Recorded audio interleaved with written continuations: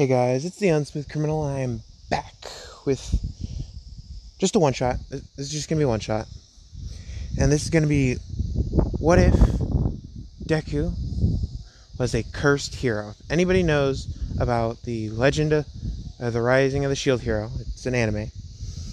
Anybody knows about that anime, you'll know what the cursed hero is. Now Fumi has the Rage Shield.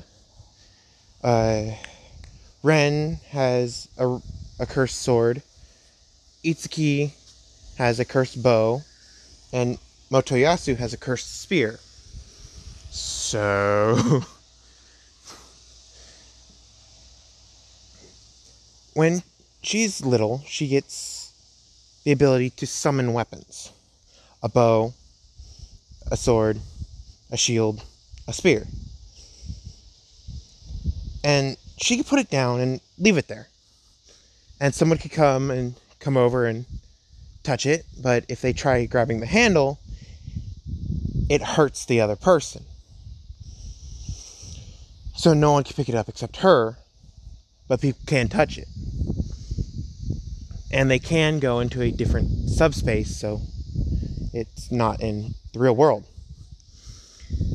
So we start at UA. She's in the entrance exams,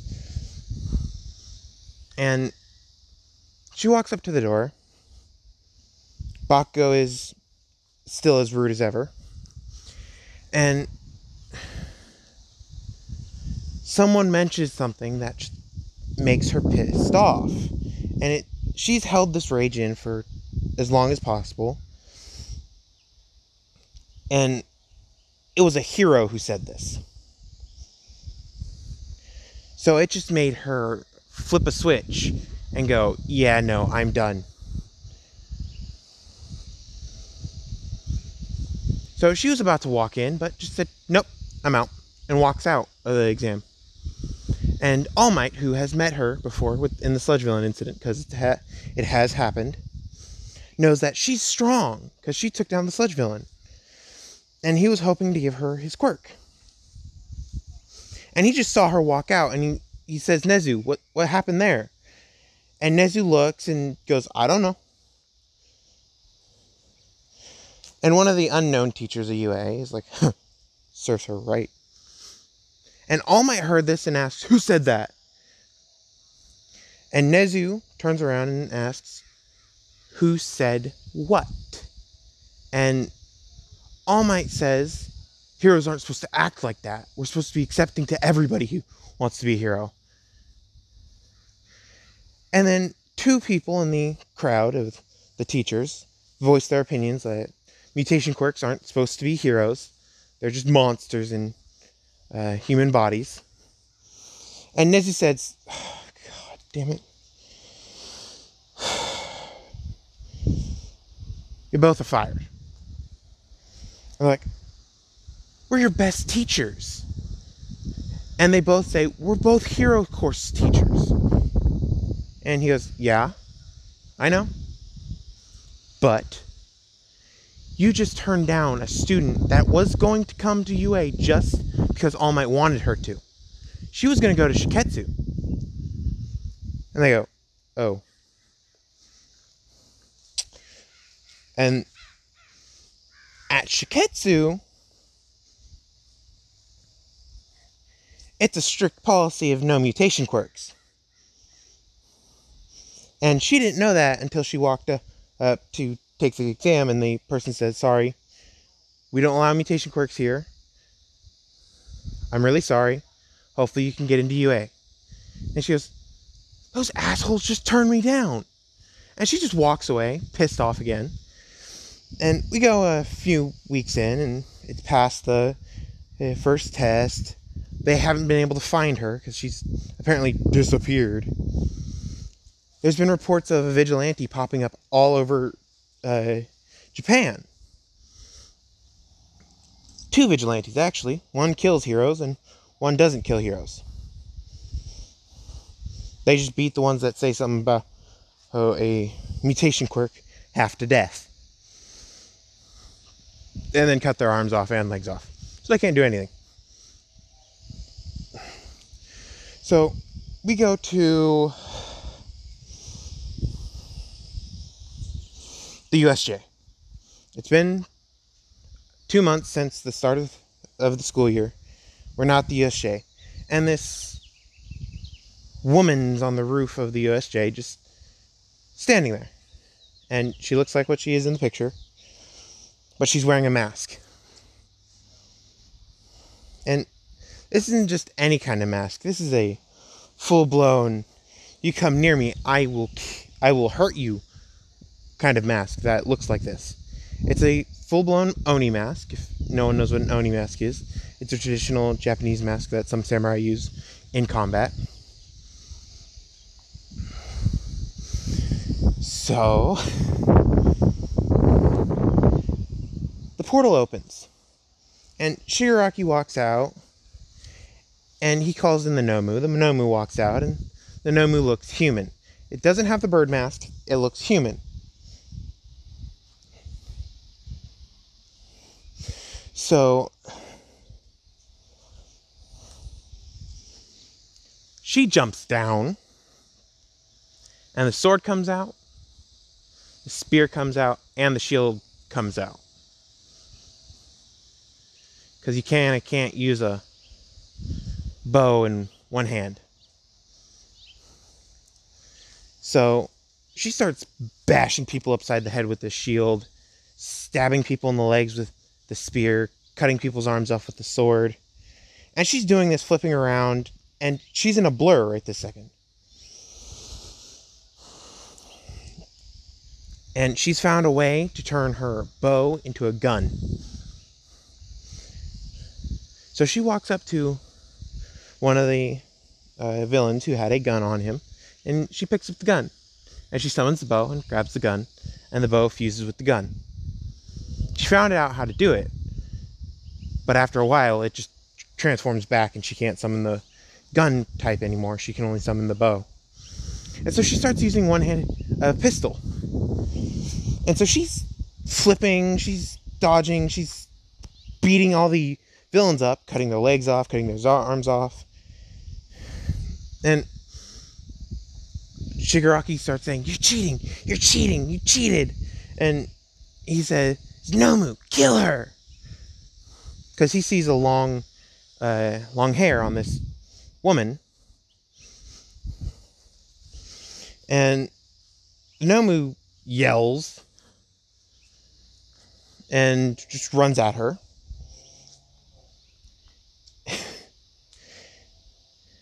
And all you hear is Rage Shield.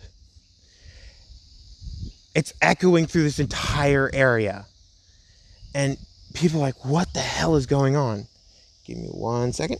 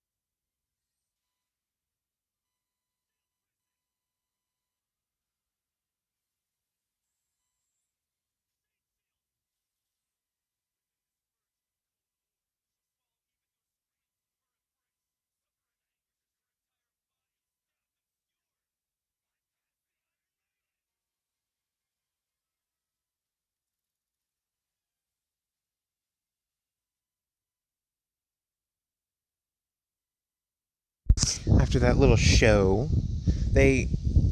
everybody has their jaws on the floor. And Kurogiri's like, "Young master, we should leave."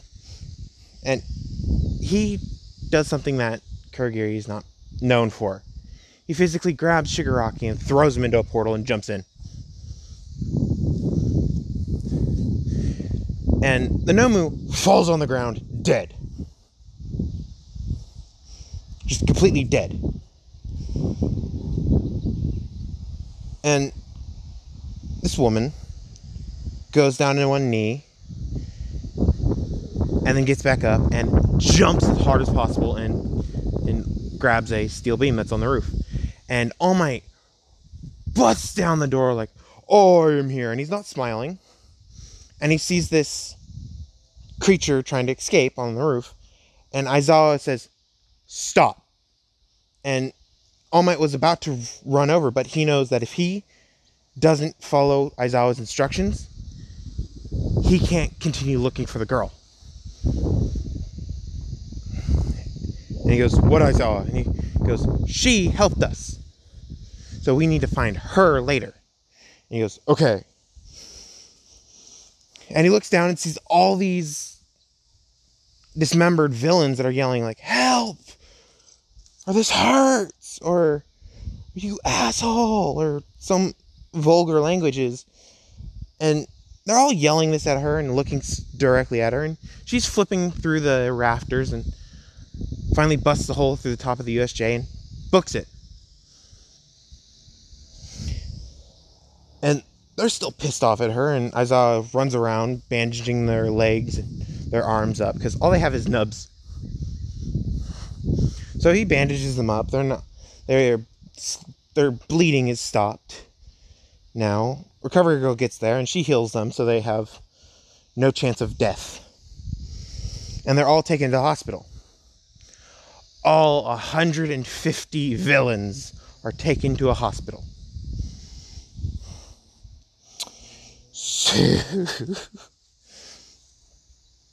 I'm going to do the experiment one after. By the way, this is off topic. I'm doing the experiment in Deku after oh my god. After the 12 to 1, because it's Mother's Day. I can't be on the call all day, so 12 to 1, I'm going to be talking to you guys. But otherwise, I'm going to do the experiment after. So, hopefully you guys can enjoy that.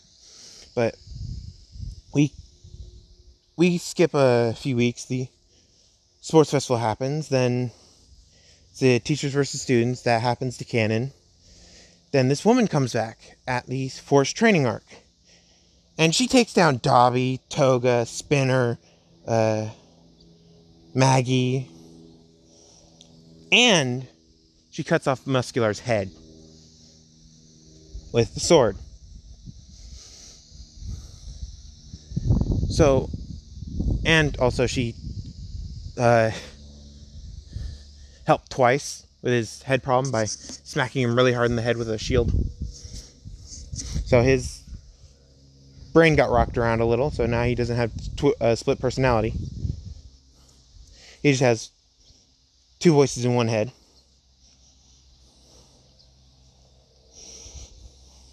So I can talk in fluent sentences and ask and answer yes, without saying no immediately after. But he still hears the childish voice in his head. So that's a little different. So they're all captured. They're all tried as attempted vigilantes or villains. And we go to the All Might versus All for One fight.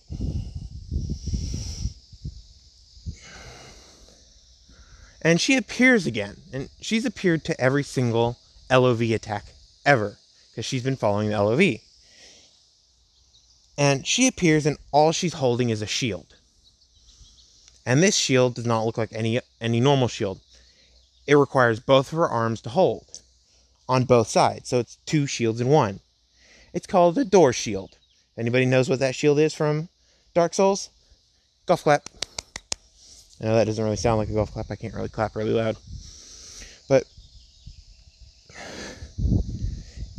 she comes and she says a phrase while holding it in front of her. And the shields have an ability that any quirk used is always directed to the front of the shield, nowhere else. It's like a dome effect.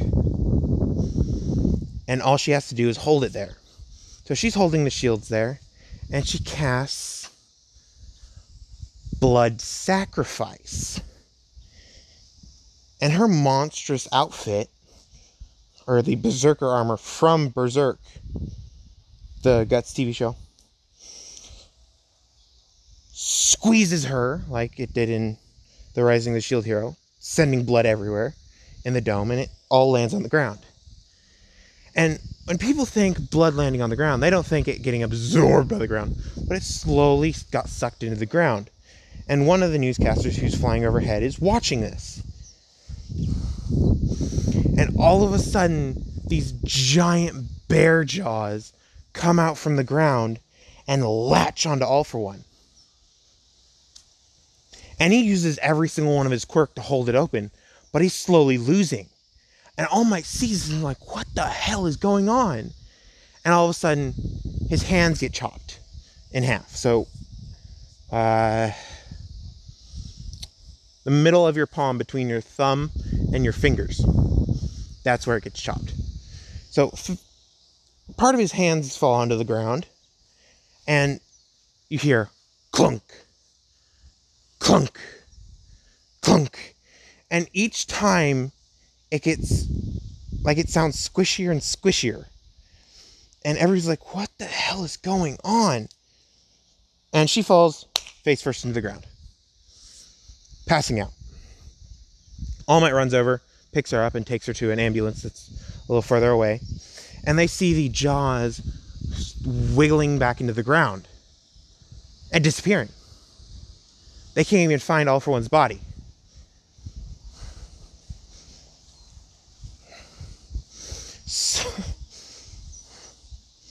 So she wakes up in a hospital with bandages all over her. And the doctors say, we know exactly who she is. And All Might goes, don't tell me until after I ask her. And she's hearing all this. He goes, don't tell me until I ask her, because I would like her consent to hear her name. And he goes, I understand, privacy reasons, but via legal reasons, she's considered a vigilante and a hero outside the law because she doesn't have a hero license. So we must tell you her name before you go in. And he goes, I don't care. I'm not going to listen then. And he walks in before they could say her name. He walks in and he goes, I remember you. And she goes, so? And he says, I've seen you 3 times before this. And she goes, huh, whatever. And he goes, it was great work defeating the sludge villain. Then you had to outdo me by defeating my arch nemesis. I thank you. And he bows to her, and her eyes widen a little, and I'm going to end it there. The story of the rest of the thing, because Aries already done for. The Chisaikai had been demolished, because she was a vigilante for many years.